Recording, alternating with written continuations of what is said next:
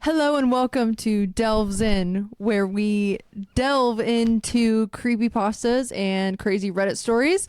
I am the Great Catsby, and with me is Delve. We hope you guys settle in and enjoy today's episode. And without further ado, spooky time. spooky time! Okay, that's good enough intro. Okay.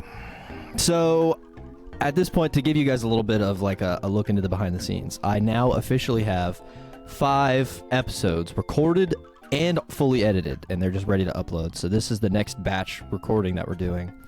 And in one of the previous episodes, while I was editing it, we had a funny moment with Big Plant. The chief... Hold on. Yeah.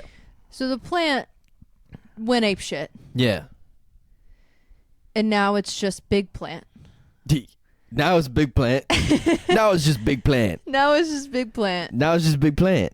So we've been giggling and laughing about Big Plant. We even went to the store today and we bought a plant. A plant! And we just kept going, Big Plant. In the middle of this very nice plant store. Look at the Big Plant. So, in the spirit of that, because I thought it was pretty funny, I decided to curate, kind of, on the Creepypasta website.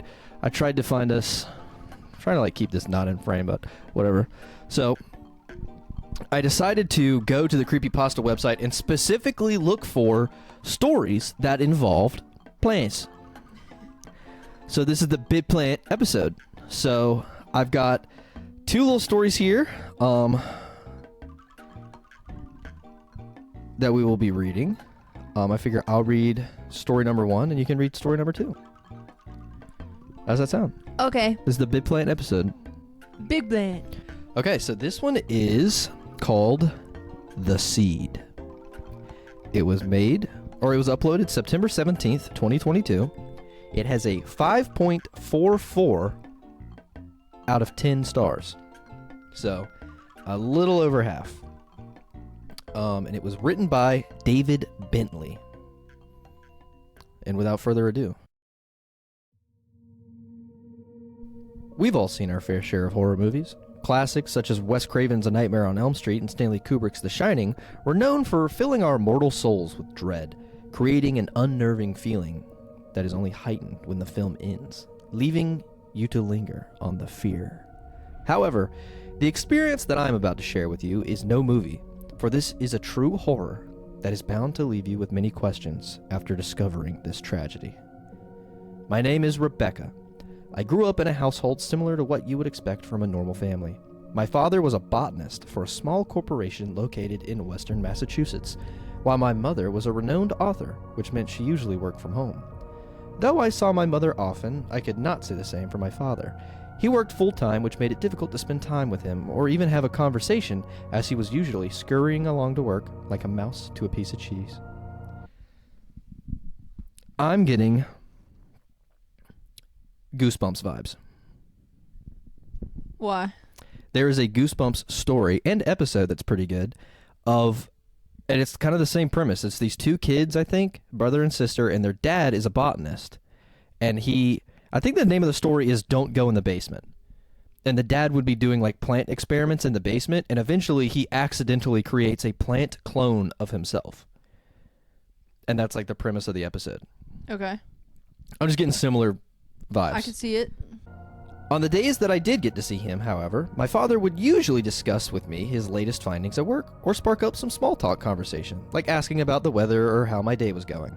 One day, however, there was something different about him.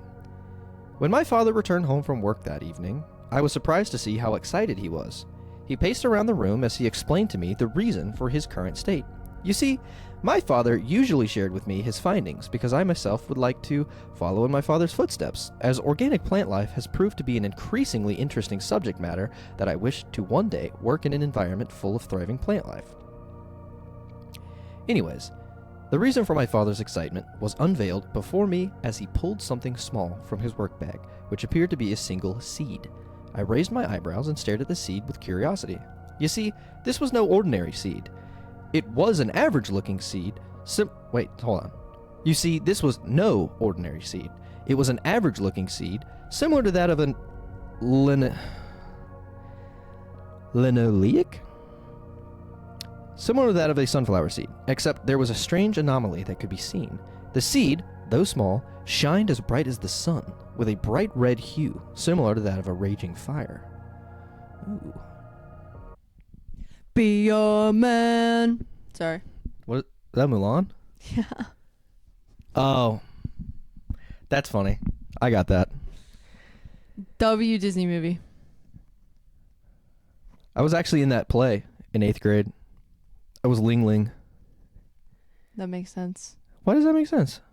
What does that mean? Because I feel like you'd play a good Ling Ling. Why? Let's just say you have very similar characteristics. Yeah, that's true. I was typecast. Oh, look, let's have the tall, skinny weirdo play the tall, skinny weirdo. Anyway, me and my father were both shocked and astonished at how this could be. Never in my lifetime have I seen a glow so bright with such an odd color. However, as scientists, curiosity is our foundation to learn. So my father decided to do what would be the most obvious thing to do and plant the seed. I like how he says, however, as scientists, like she's a scientist. For the first few weeks, the plant seemed to be growing perfectly. At this stage, my father and I were able to see a stem form. It looked like a normal stem of a sunflower, confirming our hypothesis that this seed belonged to that species. Everything seemed to be going great. Dad seemed super excited, more so than I've ever seen him before, and my mother seemed to be selling her books like wildfire. Dad's excitement seemed to be beneficial, as he was more productive at work and was even given a raise. It seemed that this little plant was our little good luck charm. Or so I thought. Uh-oh. Okay, where do we think it's going? Where do we think the story's going? I actually don't know. Yeah, me neither. The only thing I can guess is that when the flower blooms, it, like, blows up. It's a bomb flower from Zelda. Okay. But who knows? 3 months had passed ever since we had planted the seed, and everything seemed to be perfect. By now, the flower had fully bloomed, and resembled a normal member of the sunflower family, besides the fact that, like in its seed form, its petals glow bright red. One day, I was watching TV while my father was at work, and my mother was over at our neighbor's house, catching up with some of her old friends. I discovered something strange. I was drifting off to sleep on the couch when suddenly I heard someone knocking at the door. Slightly agitated and tired, I slowly dragged myself from the couch and proceeded down the hallway. However, when I opened the door, I was surprised to discover that nobody was there. I stepped outside for a minute and looked around to see if anyone was around. Eventually, I sighed and closed the door, proceeding back down the hallway until again, I heard knocking and paused. The knocking was much louder this time, similar to that of a hammer against a nail. I turned around and slowly proceeded back down the hallway. Fear started to build up within me. As I approached the door, the knocking increased to a point where I was scared to see what I would have to face on the other side of the door. As I slowly reached out for the door handle, I grabbed onto it, shaking with fear, and took a deep breath before swinging it open. Once again, nothing. There was nobody in sight. At this point, I figured someone must be messing with me, and I turned to proceed back inside until I heard something call my name. It sounded more like a harsh whisper, but when I turned back, again, nothing. At this point, I was aggravated and shouted at the top of my lungs, "What do you want? Who the hell are you?" and looked around for someone or something that could be the source of this disturbance, until once again I heard my name, this time like a ghostly echo. It sounded as if it was off in the distance, but somehow also like a cry for help. So curiosity took over again, and I proceeded to follow the whisper, the echo luring me in like a siren into its depths. When I finally reached the source of this calling, my eyes grew wide. There, in front of me, was the glowing red flower. It seemed more sinister in the night, as it looked as if the flower was glowing even brighter, and I cautiously walked towards it. As I inched closer and closer, the whispers increased and became more dreadful to hear. By this point, I was terrified, and still could not comprehend what was happening. Suddenly, something extraordinary happened. What I am about to share with you is absolutely terrifying. The flower, in all its glory, turned to me slowly, and in the middle of its petals, I saw a sinister face. Its eyes, human, like with black pupils, and a human mouth with teeth as sharp as knives. Teep. Suddenly, the flower bloomed rapidly and grew to such a great size that it was nearly as tall as the second story of our house. Big plant. So the plant went apeshit, Yeah? and now it's just big plant. Big plant! Suddenly the flower bloomed rapidly and grew to such a great size that it was nearly as tall as the second story of our house. Suddenly, the petals on the stem seemed to form what appeared to be cocoons. Uh-oh. At this point, I freaked out as the devilish face stared into my soul, not knowing what this monstrous beast had in store for me. I tried to sprint as fast as I could, but as soon as I began running, a root from the ground sprang up and twisted around my leg, dragging me to the ground. I screamed in fear and scratched and grabbed the grass as I desperately tried to escape. However, this was to no avail, and eventually the thing dragged me into the air, and I was forced to witness what this horrid thing was going to do to me. Suddenly, the cocoon began to shake rapidly back and forth and disconnected from the plant, falling hard onto the ground. I looked at the somewhat translucent thing and saw what appeared to be a silhouette of a woman inside. Suddenly, the thing stuck its hand out from the cocoon like a zombie rising from the dead, and I screamed in fear as this thing began to unravel itself and peel its way from its enclosure. When I saw the figure in full view, however, my eyes went wide. There, standing in front of me, was none other than me. Man, this is Goosebumps. Is it a Goosebumps knockoff?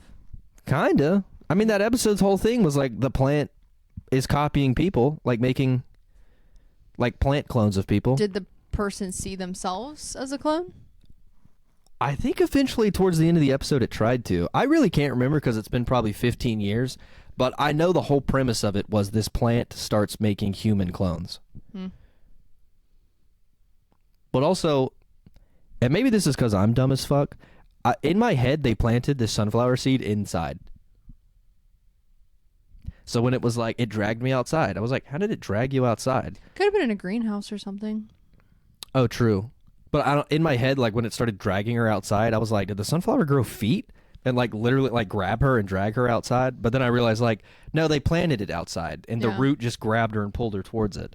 So that's my bad. What kind of face are you imagining? Ooh, good question. I have an answer already. I'm curious as to yours. I'm envisioning do you remember in Teletubbies, the sun was just like a baby's face? Yeah. I'm imagining that, but on a sunflower. Even though it's like a scary person? Well, yeah. Well, I'm envisioning the baby's face, but with like, what did it say? Knife teeth and big black pupils? Yeah. Yeah, I'm envisioning that child's face in a sunflower. Okay. What are you envisioning? Bob from Twin Peaks. Damn, but in a sunflower, huh? In a red sunflower. That is way scarier than what I'm thinking of. Dude. I don't know. As soon as they said like super horrific face, black pupils. Yeah, the most terrifying thing ever is just Bob. Yeah. Leda, what did you think? All right, I'm going to have to bleep that. However, this copy was not as similar to the original, as it was entirely made out of organic plant life. Its hair made out of long, wavy vines, and body of bark and birch. Its eyes were also as black as the night, and contained the similar grin that its host had. The thing slowly walked over to me, and when it reached about a foot away from me, leaned in to stare at me with those soulless eyes before grinning wickedly, showing off its sharpened teeth. She's in the box. Laid in the box.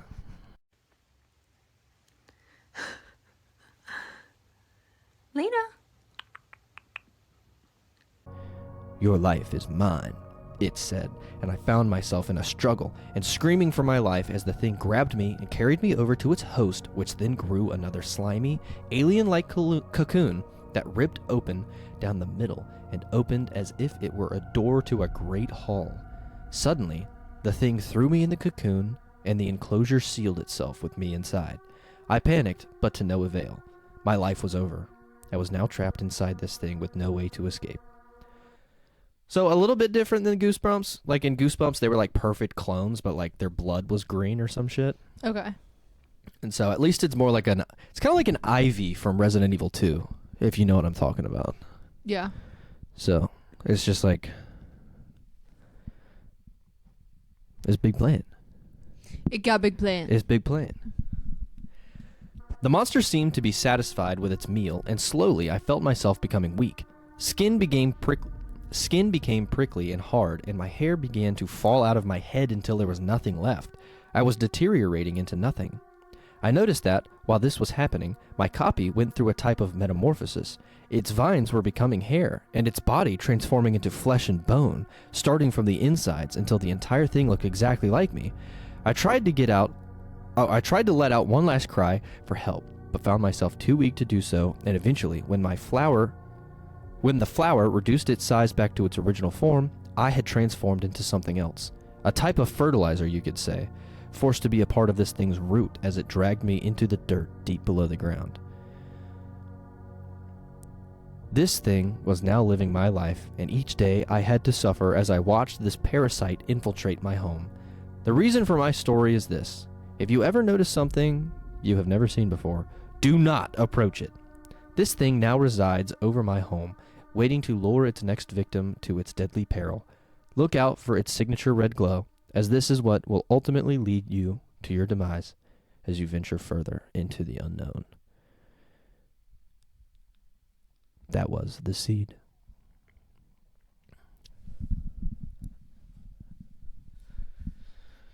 First thoughts. The first word that comes to my head is underwhelming. Okay. I mean, it plays with an interesting premise. I mean, it's derivative. It's been done before. Like I said, this has already been a Goosebumps episode. I don't know if this necessarily needed to be a short story. I mean, it's well written in a way that, like, I didn't want to kill myself reading it. There's a couple of spelling errors and some grammatical, like, problems with it, but, like, other than that, like, it's a solid short read. Mm-hmm. But like I said, this story almost feels like it doesn't need to exist in a way. Okay. Like it's been told better before. Okay. What about you? I think the build-up wasn't bad. I kind of liked the original, like, visual of everything, but I do think that it ended shitty. Yeah. It's just like, oh, okay, so it ate me, and that's the end, and be on the lookout for glowing seeds. Yeah. It's like, okay. That's another thing that a lot of these creepypastas do is I think they kind of like, they set themselves up like it's being written like by a narrator, but then by the end of it, it's like, well, how? Because like this story just says like, I've been gooped, essentially, like it's become food, it's living in a root. Right. But like it's being told as if he's telling it to somebody. Yes. Like it's from the perspective of him telling you these events that actually happened. Yeah. So like how? Like earlier in the story, Writing it from the inside of the cocoon. which is crazy that he didn't just think to shoot his dad an email, Rebecca. Why she didn't just shoot her dad an email like, yo, you mind like killing that plant and digging me up out of the ground, please? Right. It's like, so there's that. But like, I mean, literally earlier in the story, it was like, but this story is true. It's not like Wes Craven's Nightmare on Elm Street. It's like, well, if it's true, then you shouldn't be able to be writing this. You're a root, bro. Like... Yeah. And then I have questions. It's like, okay, so what is your clone doing? Like, does anyone know that the clone is not you? Is the clone going and like fucking with other people, or is it just living your life? And like, how are you watching that happen? Yeah, exactly. Yeah, how are you watching that happen? Yeah. So I don't know. There was another story we read. I think it was episode 1 actually. It was the Dear Abby story. It's either episode 1 or 2. Or 3. But like the Dear Abby story had like a similar problem of like they're written from the perspective of these letters that he's sending to this girl Abby, but like everything that's happening in these stories are written in the past tense. Right. Like these things happened, and then he says like, I'm going to do this. Yeah. And then the next episode is, I've done that, I'm doing this next. But by the last story, he's just like writing a letter of things that are currently happening right then in that moment. Right. And Yeah. it's like, who are you writing this letter to then? Like, the girl you kidnapped is in the garage with you, and also you've just been stabbed. Like, in the letter, it's like, she stabbed me, and it's like, so you're writing this as you're bleeding to death? What? Hey, that story, in the end, was a good fucking story, though. Dear Abby was a great story. I don't know if it's the best story we've read so far, but it's top 3, I think. Top 3 for sure. It, ironically, on the Creepypasta website, is the worst rated story. But I think that's just because of how real it is. Yeah. It feels so brutal. Yeah. So that's just something I notice with a lot of creepypastas is when people start writing them, they forget the perspective in which they're writing it from. And then over the course of the narrative, it shifts, but the literal author forgets to shift with it. Yeah. So I'm cool with a 5.4. I was just about to say, I think 5.4 is a solid rating for this. I mean, it's a good quick read. I like this. Yeah. It almost reads more like a little campfire story. All right, so that was our first big plant story of the evening. So we started with the worst of the 2 stories. This one's called The Leaves Told Her So. This has a 7.73 out of 10 stars from 86 voters. It is by Berdina Well. This is The Leaves Told Her So. Would you like to read this one? Yeah. Alrighty. It's all you. Take it away. Charlotte woke early in the morning on April 25th, 1678. Oh, is this going to be a, what's it called? The Witch Trials? Blair Witch Trial era? I think that's when the Blair Witch Trials happened, was 1670-something. Yeah, we'll see. Early prediction. She rose from bed, brushed her usual mess of blonde hair, and put on her favorite red dress and matching red shoes. She had always loved the beauty of the color red, the vivid hue of roses and red cardinal flowers that grew wild in the forests around her home, so she always made sure her outfit contained the color red somewhere in it. As she passed the kitchen, her mother told her that the chickens had been fed, so instead she had the task of collecting tonight's firewood. Charlotte grimaced. She disliked collecting firewood, as the forest always gave her a bad feeling. Even though she knew the forest was filled with life, it was still too quiet, too dark, too eerie. There would be no arguing with her mother, however. She sighed and retrieved the basket that she used to carry sticks, then started down the winding path that would lead her to the silence of the trees. As the path grew narrower and less discernible and wound further and further away from the comfort of her home, she eventually found herself lost deep in the wilderness, shrouded by the darkness of the trees that pressed upon her. Charlotte panicked and began to run through the forest, becoming more lost and scared with every turn. Weeping, she called out over and over, pleading for help that never came. Is there a forest phobia out there, you think? Probably, yeah. She's got a phobia of forests. I mean, there's like fear of the ocean and everything, so fear of the forest would be Fear of trees. tree phobia. Tree phobia, forest phobia. Bottom Gavin, put a picture of what it is up here. Morning turned afternoon, afternoon turned evening. She wandered the forest as the day wore on, confused and alone, until she tripped over a root at the foot of a large tree and fell to the ground. As she arose from bed the bed of soft green moss upon which she had fallen, she looked up in the tree in irritation. Even in the deepening gloom, she immediately noticed that this tree was not like the other trees. This tree was odd, tall, warped, and crooked, with a shape almost like that of a person. It had long twisted branches that looked like arms, and little twigs where fingers would be. The lower trunk was split in two, as though the tree might be able to walk forward at any moment on bark-covered legs. Although it was winter, it was the only tree with leaves still on its branches, but even the leaves themselves were peculiar. They were blue. Unusual, yes, but something about this tree made Charlotte feel pleasant, secure, and safe. Loved. She could have sworn she heard a soft voice inside her head speaking to her, whispering secrets directly into her ear that only she could know. I'm annoyed. Oh, why?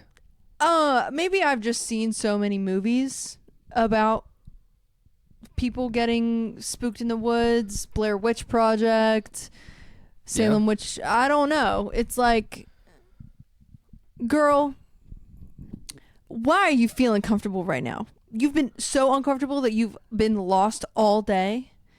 And now this blue leaf tree that looks like a person is like, you know what? I'm cool. No. I think you're misreading here. I think it's a supernatural effect.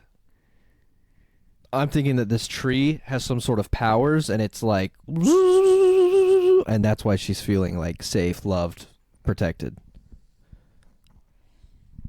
I hope so. Yeah, I think we're gonna go in like a supernatural direction here. Okay. And she's like, she's gonna get put under the spell. But I will say, mid-story appreciation here. It's way better written than the other story. It is better written. This one is much better. It's better atmosphere, better wording, better everything. Time passed as Charlotte sat listening to the tree. It felt like minutes, but it must have been much longer. For when she heard the crackling of twigs behind her and felt her mother's familiar warm touch on her shoulder, it was fully dark and she could see stars overhead, winking at her through the blue leaves. Leaves that now looked back. No, now look black. Oh, now look black. Sorry. Charlotte's mother scolded her for wandering off the path and quickly took her home to light the fire with the little wood they had left. How deep in the forest do you have to go to get fucking firewood, though? Right. I don't know. Like, that doesn't... even for like 1678, there's got to be way more wood out there. Right. Anyway. That night, Charlotte dreamed of the tree. She dreamt of the tree oozing blood out of the small cracks in the bark. Bleeding trees? Self-plug there. Shouts out to Bleeding Trees. Shout out to my crippled band that hasn't performed in 2 years. Let's go. The sky above it turned the same shade of scarlet as the blood, and she heard hundreds of voices weeping in pure sorrow. The moss around the base of the tree was now black, shriveled and dead. Lightning forked through the blood-red sky and struck the tree, igniting it in flames. The cries turned into screams of absolute agony. The morning clucking of the chickens awoke Charlotte from her nightmare and brought her back to reality. As she lay in bed mulling over the disturbing dream, she realized that she was not feeling fear, but something different and surprising. Peace. She was not afraid of the tree. She loved the tree. I don't want peace. I want problems. Always. As the day went on, her love for the tree grew, as did a new loathing for her mother. Her mother felt Charlotte was obsessed with the tree, and it made Charlotte quite angry. Her mother didn't understand the connection she had with the tree. She never even bothered to ask about the tree or seek it out in the forest again to see it for herself. Charlotte thought that if saw the tree in all... Forgot the word she in between if and saw. Charlotte thought that if she saw the tree in all of its incredible beauty and had the chance to hear the secrets the tree held, her mother would then understand. I'm not reading would know. Yeah, like what the fuck? Would know. Charlotte's mother remained worried, however, growing increasingly upset with Charlotte's mentions of and tributes to the tree, particularly her drawings of it, which were many. Charlotte scribbled crude sketches of the tree on every surface she could find, drawing not only its inky blue leaves, but also strange runic symbols on its base. At times, she drew animals like squirrels and rabbits, but these creatures would always be on their backs as if dead or in sacrifice, with those strange symbols on their stomachs. Charlotte had also been neglecting her duties and even purposefully disobeying her mother. She no longer retrieved wood for the house, didn't feed the chickens, never cleaned up after herself, and was rude and disrespectful to her mother. There was now only one important thing in Charlotte's life. Only one that deserved her attention. The tree. 13 days after discovering the tree in the forest, Charlotte had a terrible argument with her mother. She'd had enough with the tree, she said, how Charlotte spent more time with the tree than her own family. Her mother went on about how she was so focused on the tree that she barely got anything done in the house. Her hair and her clothes were a mess, and they had hardly any firewood, and they were near running out of food. The tree was unhealthy, her mother said, and it was making Charlotte unhealthy as well. She had a mind to gather some villagers and take an axe to it once and for all. I'm liking where this is going. This ends up one of two ways. Yeah, what do we think's gonna happen when they axe it? One of two things happens. Charlotte kills her mom before they axe the tree, or villagers go to axe the tree turns into big plant, kills everybody.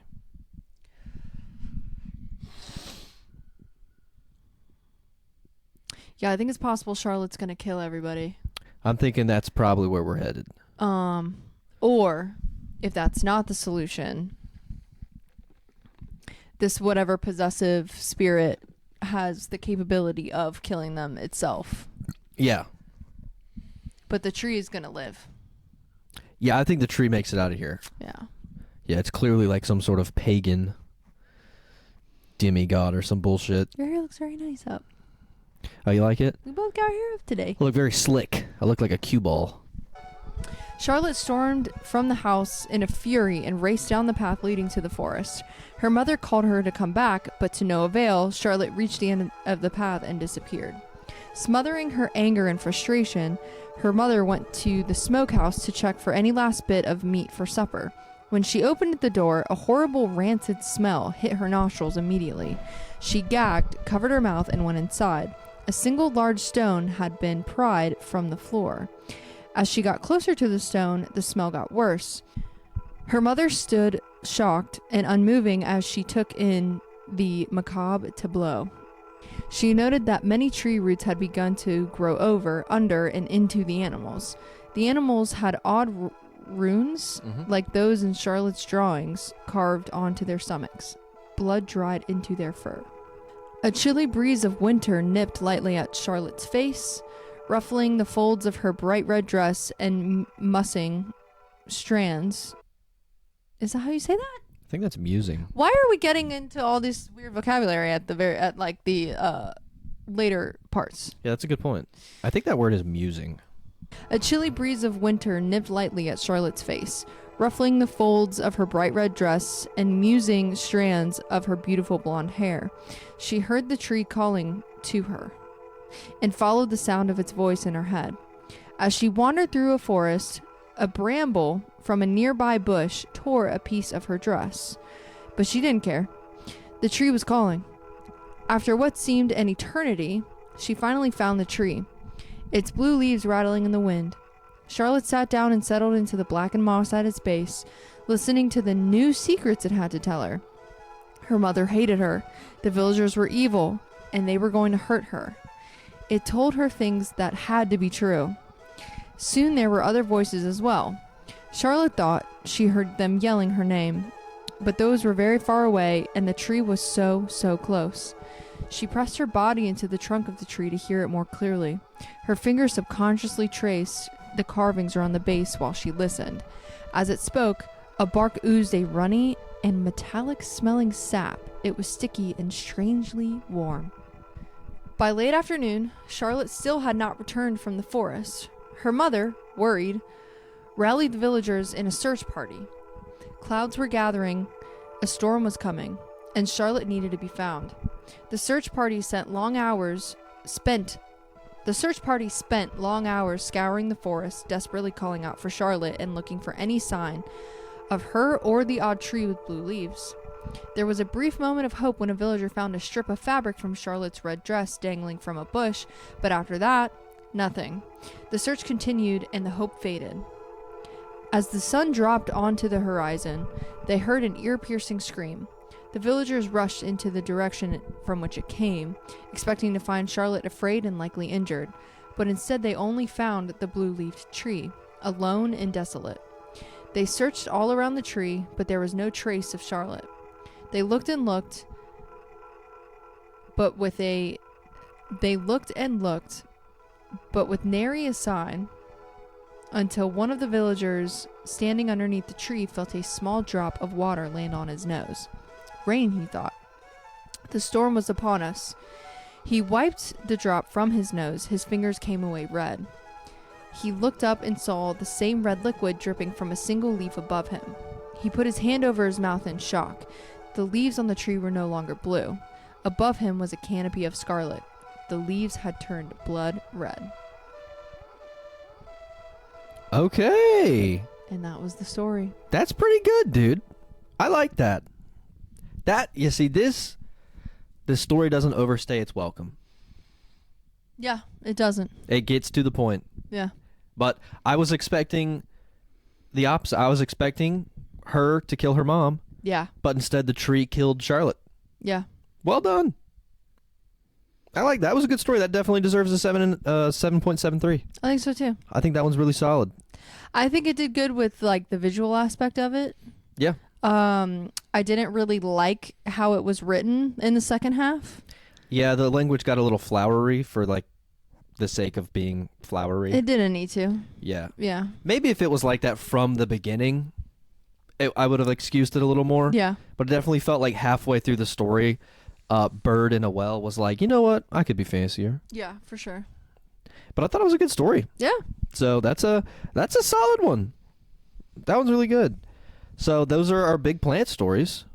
So I mean, any thoughts on the big plants? We love big plants. Those were all pretty short. Yeah, I've gotten to a point where I've noticed that every story on creepypasta.com that says like 6-minute read, I gotta like triple it. Yeah, for sure. But these two stories were both a 6-minute read, and they actually felt like they were both 6-minute reads. Those didn't feel like I had to triple those. Yeah. Also, creepypasta, who decides what that time says?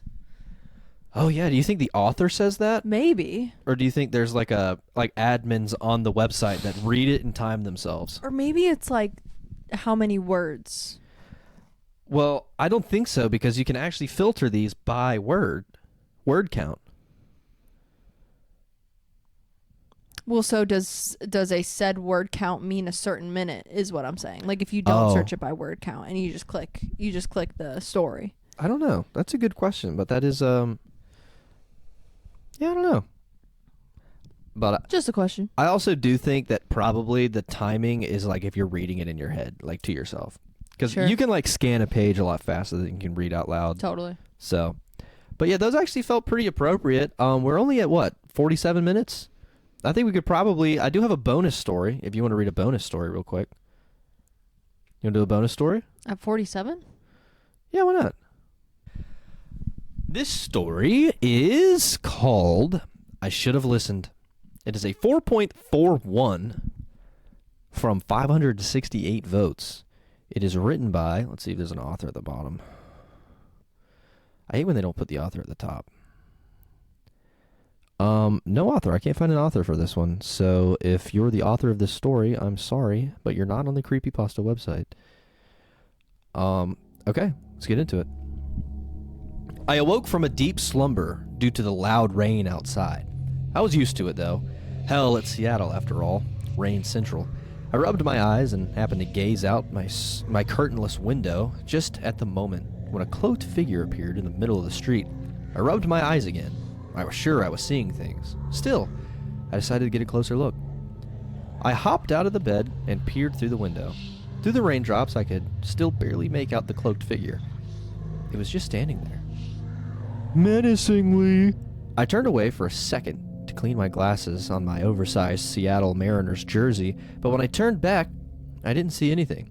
Unfortunately, the creepiness didn't stop there. There was a loud knocking on the front door. My parents weren't home since it was a Saturday night, and they usually went to dinner and a movie. I walked to the front door and peered through the small peephole.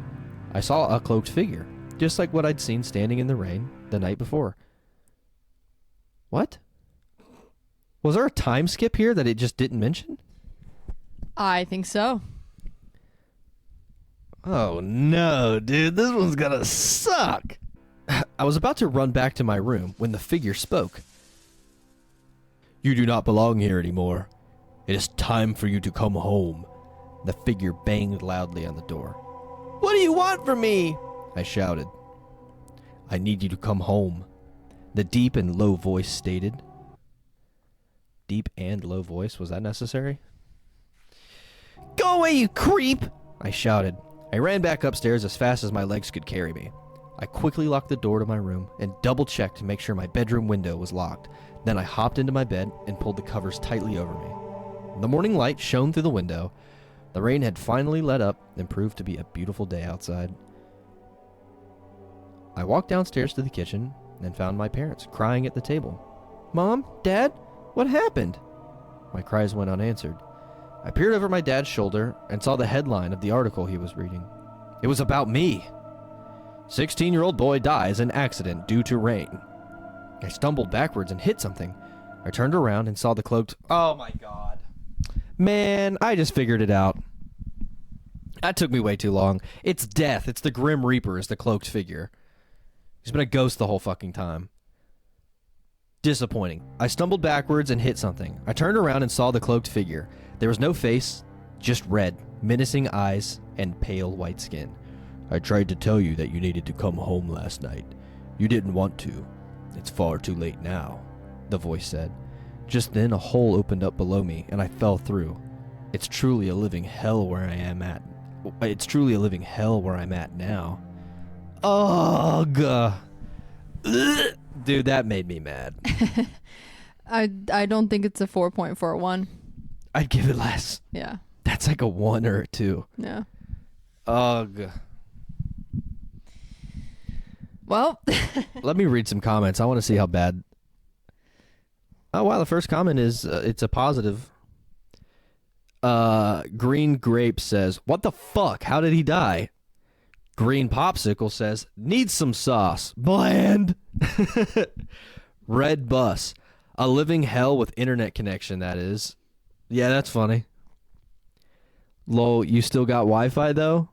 From Blue Coat Hanger. A lot of color names here. We got green, we got red, we got blue. Red Fan. "I feel like this could have been good, but it makes no sense." Literally every single name on here starts with a color. Purple Cocktail, Purple Palm Tree, Orange Pin, Green Goggles, Red Fan, Blue Coat Hanger, Red Bus, Green Popsicle, Green Grape. What the hell? I don't know. Oh, and Anonymous. Anonymous. Yeah, I mean, I can see a world in which the story is good, where it like does some more world building and actually like builds some suspense. Sure. But like that was just not well done. Yeah. Bland. And then he's like, "And now I'm literally in hell." Like what? Horrible last line. I think creepypastas do this thing where like all of them have to have like this last line that really hits. Like they put a lot of pressure on that last line really being like a like a gotcha moment almost. Sure. And that was just not well done. That was not a very good one. Some of them were good. The best one we've read so far as an example of that is when we did My Wife is Sleep Talking. And like in the end's like, now she's sleepwalking. yeah, and now she's sleepwalking. Mm-hmm. That was a good one. Yeah. That was I think that's my favorite story so far. Really? Was that one. Oh, yeah. That was a good one. But yeah. Okay, well, those are 3 well, 2 kind of well, one shit one okay one, and one pretty good one. Yeah. Yeah. So that's episode 6, ladies and gentlemen. I hope you enjoyed your stay here at the Delves Inn. Be sure to come stay with us again. And if you wouldn't mind leaving a like and a comment and maybe a subscribe. Baby girl, what's the question of the day? What's your favorite flower? That's a good one. I'm going to go classic. Roses. Ugh. I got my red shirt on. Red for roses. You say ugh? Yeah. What's your favorite flower? I do really like sunflowers. Yeah, that's going to be a lot of fun. Putting the sunflower picture in this video. Mm-hmm. I like that. But all right. That's all we got for you, chat.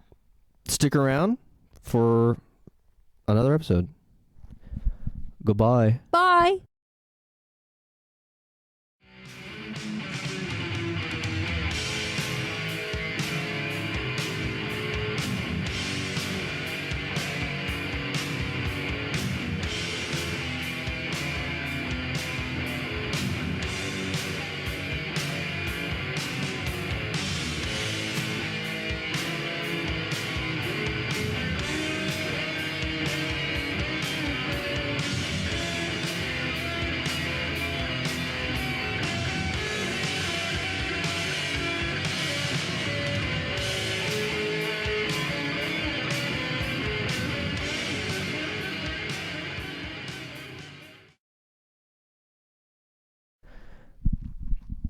Let me itch my leg. Hold on. I'm getting attacked by mosquitoes. God. Okay. I feel like this episode's off to a horrible start, and it's my fault. It's not a horrible start. No one's gonna see this. You're right. No one's gonna see these. This Get it, part.